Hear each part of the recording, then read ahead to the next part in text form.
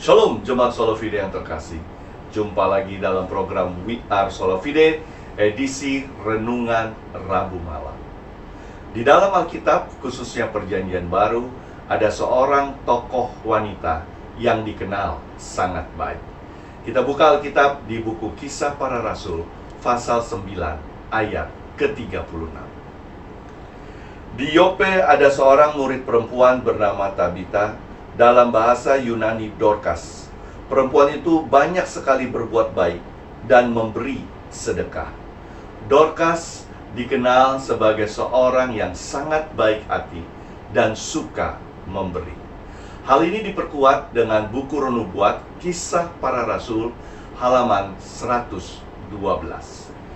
Di Yope dekat Lida, hiduplah seorang perempuan bernama Dorcas yang perbuatan baiknya telah menjadikan dia sangat dikasihi.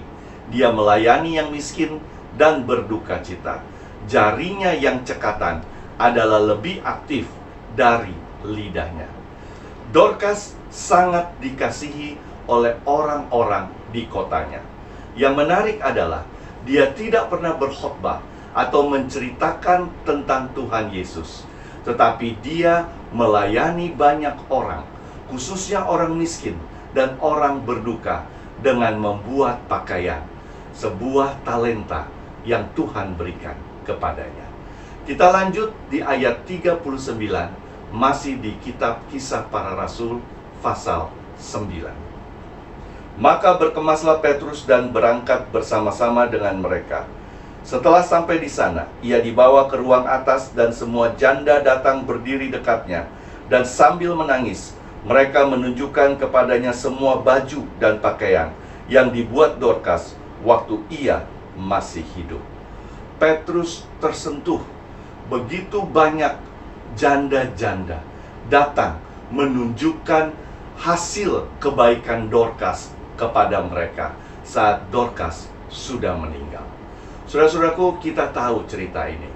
Dengan kuasa Allah, Petrus dapat membangkitkan Dorcas.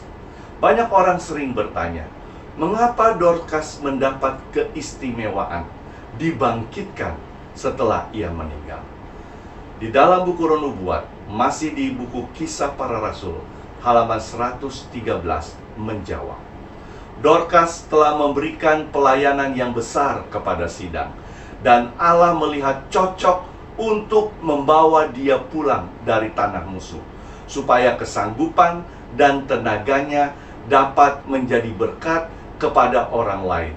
Juga oleh pernyataan kuasanya, pekerjaan Kristus sangat dikuatkan.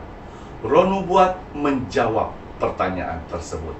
Tuhan memberikan kesempatan bagi Dorcas untuk hidup kembali, untuk menyatakan kuasa Yesus di dalam pelayanannya. Kita lanjutkan di ayat 42, masih di Kisah Para Rasul, pasal 9. Peristiwa itu tersiar di seluruh Yope, dan banyak orang menjadi percaya kepada Tuhan. Saudara-saudaraku, melalui kisah Dorcas, ada beberapa pelajaran yang bisa kita ambil. Yang pertama, kita dapat melayani Tuhan dengan talenta yang Tuhan berikan kepada kita. Yang kedua, tidak perlu tunggu menjadi orang kaya untuk dapat memberi kepada orang lain. Dan yang ketiga, kehidupan, kematian, dan kebangkitan orang benar selalu menjadi berkat bagi orang banyak. Saudara-saudaraku, tetap semangat di dalam berdoa dan bersaksi, because we are Sola Fide. Tuhan Yesus memberkati.